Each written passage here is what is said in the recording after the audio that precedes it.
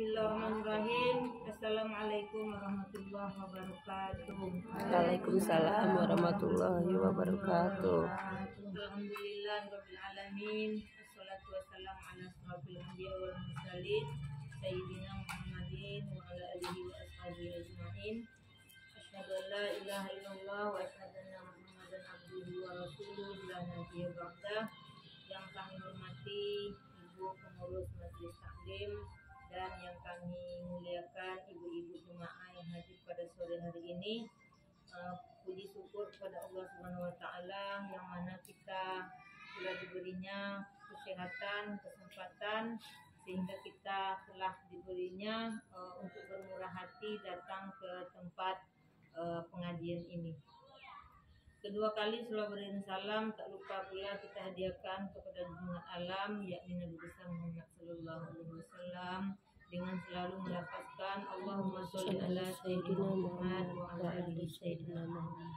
Ibu-ibu jemaah yang kami hormati, di sini kami memberikan materi sedikit yaitu tentang menghidupkan hati dengan Al-Qur'an.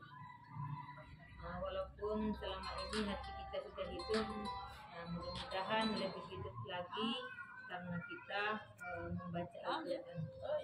Salah satu cara untuk dapat kembali menghidupkan hati adalah dengan membaca Al-Quran serta mengamalkannya. Selain itu juga kita akan mendapatkan ketenangan setelah membacanya. Jadi kalau kita selalu membaca Al-Quran, mudah-mudahan Allah SWT akan selalu menghidupkan hati kita. Mungkin hati yang hidup itu bukan seperti orangnya yang cantik ibu-ibu, tetapi hatinya itu selalu bersemangat untuk beribadah kepada Allah Subhanahu wa taala. Keberkahan Al-Quran bukan hanya untuk yang ahli dalam menafsirkannya saja, tetapi juga kepada seluruh manusia. Sebab Al-Quran adalah mukjizat dari Allah Subhanahu wa taala yang diberikannya kepada seluruh manusia, yaitu umat muslim khususnya. Jadi siapapun yang mendekatkan diri kepadanya, untuk itu dibutuhkan oleh manusia adalah kesungguhan dan upaya serius dalam mempelajari Al-Quran tersebut. Jadi kalau kita memang betul-betul mau menghidupkan hati, intinya kita memang betul-betul ikhlas untuk mempelajari Al-Quran tersebut dan kita mengamalkannya dalam kehidupan sehari-hari. Dan tidak ada kata terlambat untuk meraihnya. Jadi tak ada ibu-ibu bilang udah tua malas lagi belajar. Itu tak alasan ibu-ibu. Karena selagi kita ada nyawa diberi Allah Subhanahu wa taala, maka adalah kesempatan bagi kita untuk mempelajari kitabnya yaitu Al-Quran Al-Karim. Jadi kalau ibu-ibu ada alasan mata udah kabur, mungkin pendengaran udah juga berkurang, ya itu mungkin tidak suatu alasan, karena zaman sekarang banyak sekali cara untuk mempelajari Al-Quran. Kalau kita tidak mau belajar sama guru mungkin di musola atau di masjid, mungkin bisa saja kita mempelajarinya lewat media sosial, yaitu dengan mempelajari YouTube Al-Quran. Ada di situ semua cara-cara mempelajarinya.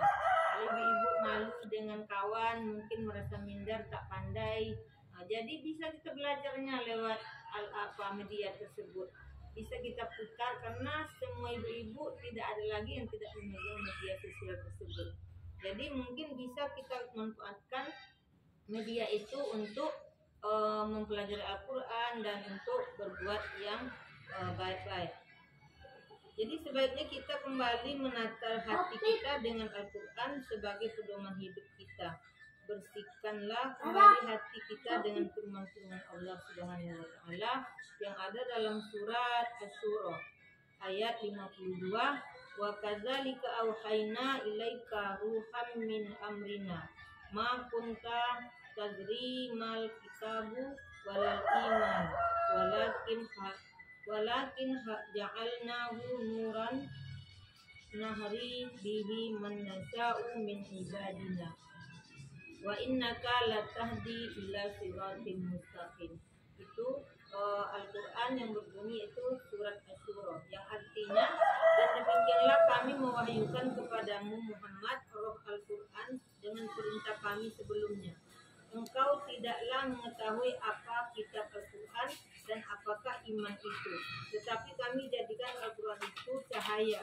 Dengan itu kami memberikan petunjuk siapa yang kami kehendaki dan di antara hamba-hamba kami, dan sesungguhnya engkau benar membimbing manusia. Jadi Al-Quran itu kalau kita amalkan benar-benar dia membimbing kita, tetapi benar kita mengamalkannya.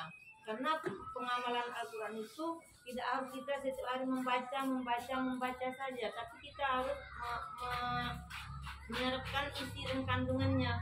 Mungkin di dalam Al-Quran itu banyak perintah, yang jelasnya perintah sholat, perintah puasa, perintah bersedekah, yang jelas perintah berbuat kebaikan. Jadi kalau kita sudah mengamalkannya, artinya Allah SWT itu dia tidak memilih siapapun orangnya yang mau mengamalkan Al-Quran, akan diberinya pahala yang besar dan juga akan diberinya rahmat-rahmat yang baik oleh Allah SWT. Jadi dalam surah Asy-Syura ini menerangkan yaitu Al-Quran itu menjadi cahaya. Mungkin cahaya di dunia ini kita tidak nampak, tapi mungkin cahaya itu mungkin kita dapatkan mungkin besok di akhirat ataupun di dalam kubur. Itu kita nikmatinya sesudah mati, Ibu. Kalau masih hidup kita nggak nampak cahaya Al-Quran itu. Kalau nampak mungkin orang lari juga dalam belajarnya. Mungkin dikiranya itu udah ada setannya pula. Ibnu Katsir berkata yang artinya sebagai hati yang hidup adalah hati bisa mengambil manfaat di setiap ajaran dan perintah peringatan dari Al-Quran tersebut. Sedangkan Qatadah berkata orang yang jauh dari gemerlap kehidupan dunia yang akan mendapat hatinya hidup. Jadi kalau orang itu jauh dari gemerlap dunia ini, maka mendapatlah hatinya yang hidup, karena dia selalu mengamalkan Al-Quran tersebut. Dan secara singkat kita dapat mengartikan bahwa ketenangan hati adalah ketika seorang muslim mendapati jiwa dan pikirannya tenang dari membaca Al-Quran. Ya mudah-mudahan ibu-ibu di sini selalu mengamalkan dan membacanya, maka dapatlah hendaknya ketenangan, akan dapatlah hendaknya keridhaan dari Allah Subhanahu wa Ta'ala. Sedangkan kebalikannya, tanda dari salah satu ciri utama dari hati yang kering, artinya hati yang mati, Ibu, dan jauh dari sentuhan Al-Quran, maka mungkin di dunia ini terang, tapi akhirnya besok di akhiratnya dia akan kegelapan. Itu istilahnya. Jadi marilah kita sama-sama Ibu-ibu, walaupun hanya sekali seminggu kita membaca surat Yasin, tapi ini juga termasuk Al-Quran, karena apapun yang ada di ayat-ayat surat itu selalu akan mendapatkan pahala bila kita baca setiap hari ataupun setiap masa. Jadi walaupun ibu-ibu mungkin sempatnya sekali seminggu berkumpul membaca surat Yasin, tapi itu sudah suatu membaca.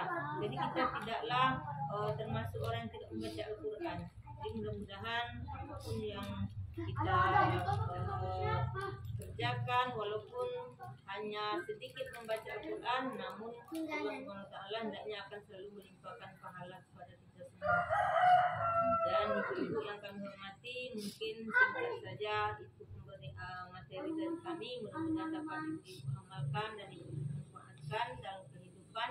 Mudah-mudahan apapun yang kami berikan walaupun kurang jelas, mungkin ibu-ibu bisa memperjelas, karena kami sedang dalam masa belajar. Jadi kami mohon maaf dan terima kasih yang sebanyak-banyaknya. Kami akhiri wabillahi taufiq wal hidayah. Wassalamualaikum warahmatullahi wabarakatuh.